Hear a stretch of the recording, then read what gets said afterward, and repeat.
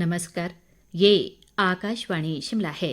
अब आप प्रभा शर्मा से प्रादेशिक समाचार सुनिए। केंद्रीय ऊर्जा मंत्री आरके सिंह ने कहा है कि हिमाचल प्रदेश की सभी परियोजनाओं से संबंधित मुद्दों पर केंद्र सरकार विचार कर समाधान निकालेगी। किन्नौर जिले के दौरे के दौरान पत्रकारों से बातचीत में उन्होंने बताया कि जिले के अंतिम गांव छितकुल में 1 मेगावाट का सोलर प्लांट देने और कल्पा में खेल स्टेडियम के लिए 5 करोड़ रुपए देने की घोषणा की गई है। इसके अलावा ग्रामीणों की अन्य मांगों को भी मान लिया गया है। केंद्रीय मंत्री ने कहा कि मुख्यमंत्री सुखविंदर सिंह सुक्खू के साथ हिमाचल के सभी मुद्दों पर चर्चा हुई है और केंद्र सरकार प्रदेश के हितों की रक्षा करेगी।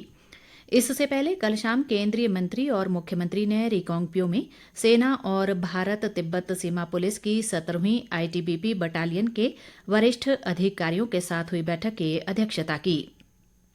इस अवसर पर सेना और आईटीबीपी के अधिकारियों ने केंद्रीय मंत्री व मुख्यमंत्री को उत्तरी सीमावर्ती क्षेत्रों से संबंधित प्रस्तुति दी। केंद्रीय ऊर्जा मंत्री और मुख्यमंत्री ने 450 मेगावाट की शोंगटोंग कड़छम हाइड्रो विद्युत परियोजना में चल रहे विकास कार्यों की समीक्षा की। मुख्यमंत्री सुखविंदर सिंह सुक्खू ने पुलिस विभाग में सुधार पर बल देते हुए कहा है कि विभाग के आधुनिकीकरण के लिए पर्याप्त निधि व स्टाफ में वृद्धि की जाएगी। वे आज शिमला स्थित सरकारी आवास ओकओवर से वर्चुअल माध्यम से सोलन में पुलिस विभाग के आवासीय भवन के उद्घाटन अवसर पर बोल रहे थे। सुखविंदर सिंह सुक्खू ने कहा कि सरकार प्रदेश में सरकारी भवनों के निर्माण में गुणवत्ता सुनिश्चित करने के उद्देश्य से सार्थक प्रयास कर रही है। इस अवसर पर उन्होंने पुलिस विभाग द्वारा प्रकाशित coffee table book experience the waters of Himachal भी जारी की। स्वास्थ्य मंत्री कर्नल धनीराम शांडिल और मुख्य संसदीय सचिव सुंदर सिंह ठाकुर कुल्लू से वर्चुअली इस कार्यक्रम में शामिल हुए।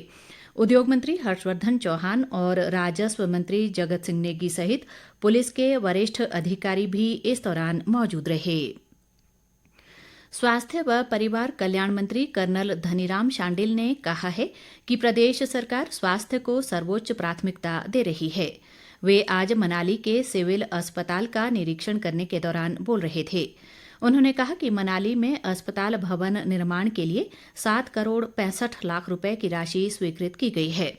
शांडिल ने कहा कि प्रदेश सरकार नर्सों, पैरामेडिकल स्टाफ व चिकित्सकों के पद चरणबद्ध तरीके से भर रही है। उन्होंने कहा कि मनाली स्थित सिविल अस्पताल को निकट भविष्य में MRI सुविधा उपलब्ध करवाई जाएगी। उन्होंने विभिन्न वार्डों का निरीक्षण भी किया और मरीजों व उनके तीमारदारों से भी बातचीत कर अस्पताल प्रशासन द्वारा दी जा रही सुविधाओं की जानकारी हासिल की। बाद में उन्होंने पतली कुहल स्थित सामुदायिक स्वास्थ्य केंद्र और क्षेत्रीय अस्पताल कुल्लू का निरीक्षण भी किया। कृषि व पशुपालन मंत्री चंद्र कुमार ने कृषि वैज्ञानिकों से अनुसंधान को प्रयोगशाला से खेत तक ले जाने का आह्वान किया है ताकि किसानों को आर्थिक रूप से सुदृढ़ किया जा सके। पालमपुर स्थित चौधरी सरवण कुमार कृषि विश्वविद्यालय में प्राकृतिक व जैविक खेती पर 3 दिवसीय सम्मेलन के समापन समारोह में बतौर मुख्य अतिथि उन्होंने ये विचार व्यक्त किए। चंद्र कुमार ने कहा कि बढ़ती जनसंख्या में खाद्यान्नों की उपलब्धता को बनाए रखने के लिए प्राकृतिक व जैविक खेती के माध्यम से वैज्ञानिकों को विशेष प्रयास करने की जरूरत है। कृषि मंत्री ने कहा कि देश भर से जैविक खेती के क्षेत्र में विशेषज्ञों, शोधकर्ताओं, नीति निर्माताओं और चिकित्सकों के ज्ञान व अनुभव के आदान प्रदान से खेती और किसानों को अधिक लाभ होगा। उन्होंने कहा कि सम्मेलन में 3 दिन के मंथन के बाद कृषि वैज्ञानिकों के सुझावों का लाभ सरकार व किसानों को प्रत्यक्ष रूप से होगा। रबी फसलों की मूल्य नीति 2024-25 के संबंध में आज शिमला में एक बैठक हुई, जिसकी अध्यक्षता कृषि लागत व मूल्य आयोग के अध्यक्ष प्रोफेसर विजय पॉल शर्मा ने की। उन्होंने कहा कि आयोग का मुख्य उद्देश्य कृषक समुदाय को आधुनिक तकनीक अपनाने, उत्पादकता व देश में समग्र अनाजों को बढ़ावा देना है। विजय पॉल शर्मा ने कहा कि किसानों को नई तकनीक व पद्धति अपनाने के लिए प्रेरित किया जा रहा है।